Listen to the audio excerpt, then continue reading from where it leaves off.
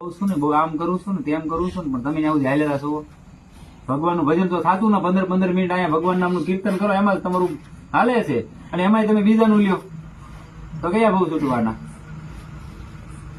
આ જો આના પત્ની એવા જ હતા ને, પોતે એના ઘરે સંત હતો. રામાનુજાચાર્ય પોતે સંત, જે વૈષ્ણવ પરંપરાને છેલ્લાવાળો મહાપુરુષ હતો અને છતાં એની પત્ની નહોતી સમજી. એવું થોડું છે બધા સમજી જાય, પણ હવે તમે અહીંયા આવો છો તો સમજવા આવો છો ને. એટલે હું તમને કહું છું કે તમે અહીંયા સુધી આવો છો તો સમજવા આવો છો. તમે ટાઈમ બગાડવા નથી આવતા, અને ટાઈમ બગાડવા નથી આવતા તો આટલી મારી વાત ગ્રહણ કરજો.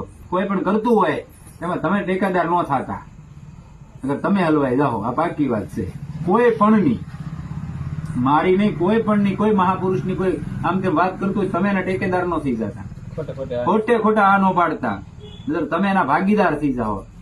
પાપ કરવો ગુનો નથી, પણ પાપનું હારે ટેકો દેવો ને એ મોટો ગુનો છે. પાપ તો કરી નાખ્યું તો ગુનો છે જ તે, પણ ઓલો ટેકેદાર થયો એને એનો ભાગ પડ્યો કે ન પડ્યો. એટલે ખોટે ખોટું કોક કરે છે એમાં ભાગીદાર આપણે થવા જવું. એટલે હું કઉ છું